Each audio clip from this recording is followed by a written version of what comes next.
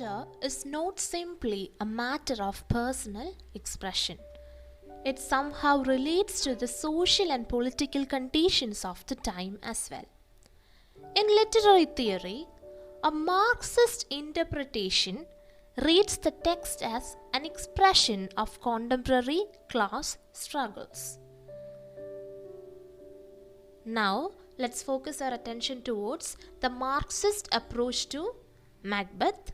You must be having an idea regarding Marxism, right? What do you mean by Marxism? The very term Marx must be reminding you of Karl Marx, right? Yes, Marxism refers to the political and economic theories of Karl Marx and Friedrich Engels. Okay, so these are the ideas, the theories put forth by Karl Marx and Friedrich Engels. Marxist criticism places a literary work within the context of class and assumptions about class. Marxist approach relates literature to the society, to the history and the cultural and political systems in which it is created.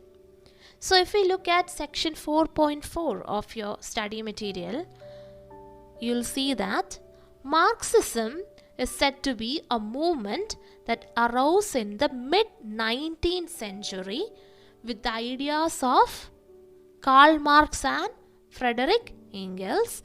Marxism was developed in many different ways in the 20th century, and it made a great contribution to literature and literary studies as well. It is important to look at some seminal thinkers who have looked at Shakespeare's Macbeth from a Marxist perspective, that is, from a Marxist point of view. So firstly, let's consider Victor Kehrman. In his article titled Macbeth, Victor explores the historical context and the plausibility of Shakespeare's familiarity with the same. So remember, Victor Kehrman is also a literary critic who wrote from the Marxist approach. Alright, so this critic interprets Macbeth's character as one that brings in a change. This belongs not to Macbeth as an individual, but it is a change that belongs to its time. It is a change of that time that is mentioned, not just exclusively to Macbeth. Yes, there are social forces in a state of collision, and this is of interest in the play. See, remember, Macbeth is Shakespeare's version of what happened in history, right? So if you have read the text materials, the textbook, you must be having an idea that there was this Macbeth, this King Duncan and King James and all others, but this interpretation using the witches, Lady Macbeth's character, all these are put in together by Shakespeare. Shakespeare is the one who recreated history through his play Macbeth. Also keep that in mind while reading this. So this was seen as an age of transition also. He places Macbeth as the second of the two usurpers of a throne in the tragedies. Remember, we studied Machiavelli's Prince and Basilic and Doran of King James in our previous session. There we were introduced to this term usurper also. Yes, so here Victor Kehrman is referring to Macbeth as the second usurper to the throne. So here Macbeth has taken away the throne by killing King Duncan, and the other mention here is Claudius. Do you know who Claudius is? Claudius is the uncle that we mentioned in Hamlet. Alright, so he can be considered as the other usurper who took away the kingdom, took away the throne by killing his own brother. Alright, so he places who? Victor Kehrman, the Marxist critique, he places Macbeth as the second of the two usurpers of a throne in the tragedies, the first being Claudius in Hamlet, and who's the second? Macbeth. Alright. So he sees the time of the play as close to the succession of James I and one that is surrounded by uncertainty due to rebellion. Yes, all that is historical aspects. Macbeth's reign of terror is here contrasted with Duncan's virtue as most sainted king. We know how noble King Duncan was. Macbeth is the complete opposite, we can say. So, Macbeth's reign of terror is contrasted with King Duncan's most sainted kingly rule. According to Kearman, Malcolm is introduced as a young prince of a new strain. Let me ask you, who is Malcolm? Malcolm is one of the two sons of King Duncan. And it is Malcolm who inherits the throne as well, after Macbeth is killed by Macduff. So Malcolm is supposed to cleanse Scotland of its evils. Kearman places the Macbeth-Lady Macbeth partnership in the context of the murders. And Macbeth faints in the banquet scene even as Lady Macbeth retains her composure. So in this context, critique seeks the family, that is the family comprising of Mr. and Mrs. Macbeth, as the microcosm of the society, as being torn apart. Kearman does not pay too much attention to the witches. That is one thing that you should remember. He just sees them as prompting Macbeth further in his enterprise. So Kearman also emphasizes on the partnership of the husband and wife, namely Macbeth and Lady Macbeth, and he expresses this idea in the context of the murders. So on the one hand, he looks at how Macbeth has to prove himself to Lady Macbeth. On the other hand, how Macbeth later becomes assertive in planning and executing. Remember, Macbeth faints in the banquet scene even as Lady Macbeth retains her composure.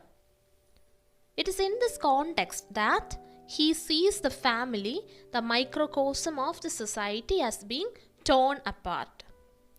Kearman does not pay too much attention to the witches.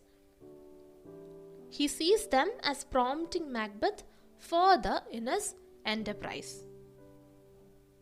So now let's look at another Marxist critic who has spoken about Macbeth. His name is Anand Prakash. So Anand Prakash, in an essay written especially for an edition on Macbeth, titles his essay as Reaffirming Humanity Against Odds, a view of Shakespeare's Macbeth. The main title is Reaffirming Humanity Against Odds. The subtitle is A View of Shakespeare's Macbeth. So he is more like the present day critic who explains the play in the context of the struggle for humanism. And this is how he becomes a Marxist critic, or this is how his approach becomes Marxist in nature. He is quick to point out how the play is about larger processes than individual initiatives. According to Prakash, the play is then a head-on collision of the two discourses, one that determines the operation of high politics and the other of the deprived. Shakespeare may have referred to a source for the character of Macbeth, but the play belongs to the England of the time, the substance of modernity in Tudor England. So this is what he opines. Now let's move on to cultural materialism. Cultural materialism emerged as a theoretical movement in the early 1980s. So this very term was coined by Raymond Williams. He is also a Marxist critic. So he used this term to describe a theoretical blending of leftist culturalism and Marxist analysis. So we can see that cultural materialism emphasizes studying the historical context, looking at those historical aspects that have been discarded or silenced in other narratives of history. So this too has traces of Marxism in this cultural materialism. So we can say that most criticism of the early 20th century towed the line of Bradley and the new critical theory by focusing on the text as a closed unit. Remember, new critics, they focused on the text as an independent entity. That is, they gave attention to whatever written in the text by not looking at the biography or the background details of who wrote the text. Alright. So the Marxist understanding of Shakespeare's plays in terms of class and later culture led to new ways of interpreting the plays. This led to feminist criticism, new historicist criticism, cultural materialist criticism, etc. And all such readings brought in a whole range of issues that led to the discussion of Shakespeare's play in a way that was vital and dynamic. So the new historicists and cultural materialists have understood the play against the socio-cultural and historical milieu of the period in which the play was produced and read. Placing Macbeth in the context of the social histories of the time helps us understand the different ways of interpreting the manifold aspects of the play. The cultural materialist position helps us read into the construction of people located on the margins of the society. So all those underprivileged people often seen at the margins, including commoners, women and people belonging to the lower orders, can be understood just as well as the world of kings and queens. One of the most important aspects in Macbeth is that of the monarch and his claim to the throne. Remember, the play is set in the Jacobean era, that is the time period when King James VI of Scotland has taken over the monarch of England as King James I of England. So in our last class we discussed this, and this is the process by which the England and Scottish thrones were united. In his article titled Macbeth, History, Ideology and Intellectuals, written in the year 1992, Alan Sickfield uses a cultural materialist approach to discuss the disturbances in the play that create conflict in a Jamesian reading of the play. So who is Alan Sickfield?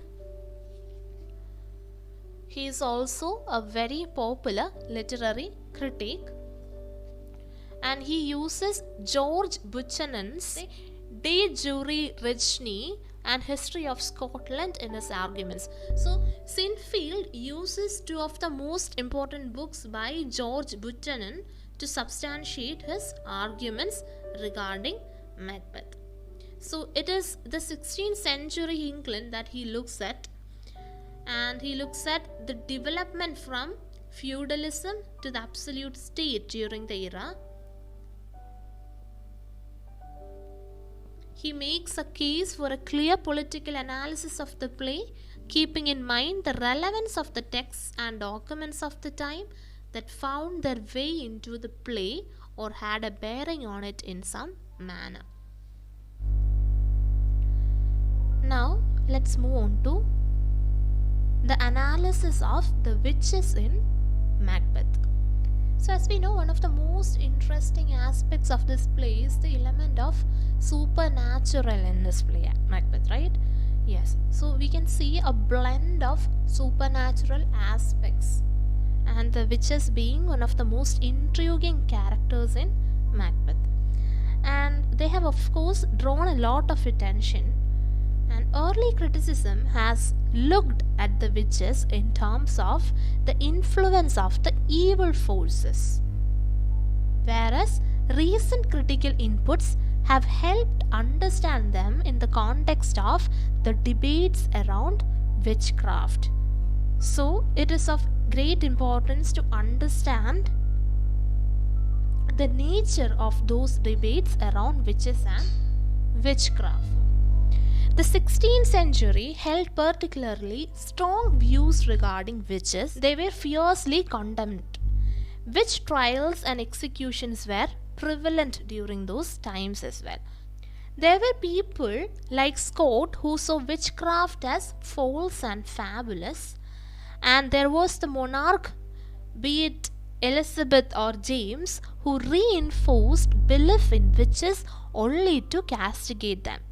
In doing so, they created a polarity between the world of good as run by them and the world of evil of the witches that deserve to be punished. That is, they created who the monarchs, may that be Queen Elizabeth or King James or whoever, they more or less created a polarity.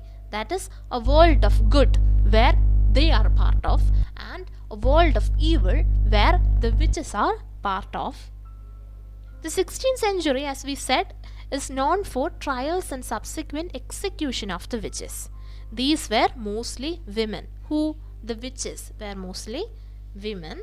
To have a better understanding of the role of the witches in this play, let's focus our attention towards Terry Eagleton and his work titled "The Witches Are the Heroine of the Piece," written in the year 1986. Note the title of the work, "The Witches Are the Heroine of the Piece." So from the very title itself, we get an idea regarding what Terry Eagleton comments on this play. Who is Terry Eagleton? As you can rightly guess, he was also an English literary theorist and critic. So he is an English literary theorist and critic. He is also a professor of English literature at Lancaster University. He is regarded as the most influential British Marxist critic. So in this work, Eagleton analyzes the context of the witches in Macbeth. According to him, heroines of the play are the witches. He associates them with a positive value, as he calls them. Some of the most notable aspects of this work are: Eagleton foregrounds these women, I mean the witches, as androgynous. So what do you mean by the term androgynous? That is partly male and partly female. That is because in the play they are described as if bearded women. That is, they have beards as well. Alright. So they are referred to as androgynous, multiple and imperfect speakers. Remember, there are three witches and mostly they are seen three in one, and they are imperfect speakers as well. So hence he defines them as androgynous, multiple and imperfect speakers. They undermine the stable social, sexual and linguistic forms which is essential for the working of the world in the play and even outside it. This is what he comments upon in the play Macbeth. Now the case of Lady Macbeth. In the play, Lady Macbeth instigates Macbeth to become a man by killing King Duncan and claiming his due on the grounds of valor. As a woman character situated in the 16th century, Lady Macbeth can realize her ambition. If Macbeth claims the throne, then in the process, she too makes a strange narrative of her own. So the freedom in choice of words that she makes her own is only seen in the supernatural world of the witches. It is therefore no surprise that she has often been called the fourth witch. So now comes the question, who is the fourth witch of the play? Lady Macbeth. Who called Lady Macbeth the fourth witch of the play? It was Terry Eagleton in his work titled "The Witches Are the Heroine of the Piece," written in the year 1986. In studying the character of Lady Macbeth, we need to understand her class concerns as also her use of language. Macbeth, in her desire for power, subverts the deterministic structures of the time. She can realize her ambition only as Macbeth seizes the crown. She is akin to the three sisters in celebrating female power.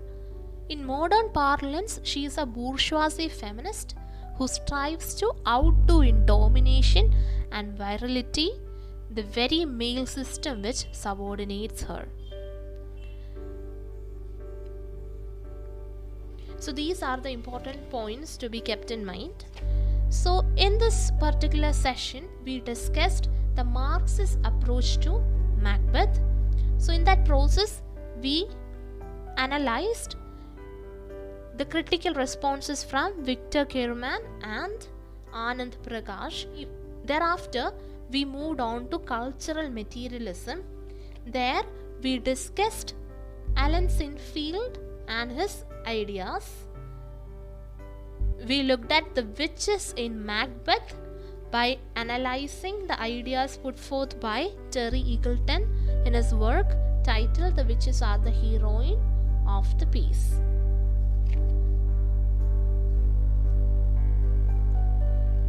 So this particular unit would have given you a fair idea of the different trends in criticism on Shakespeare's Macbeth right from the 18th century.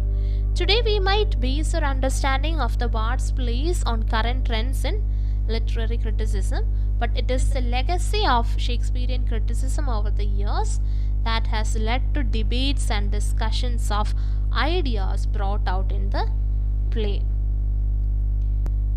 Yes, so if you have a look at the glossary also, they have explained some terms that are put forth in the text. Remember to go through the questions also. At times they'll ask you the same question. Critically analyze Lady Macbeth as the fourth witch. So if that question comes, you will have to write the character sketch of Lady Macbeth. Thereafter put in your ideas from Terry Eagleton also.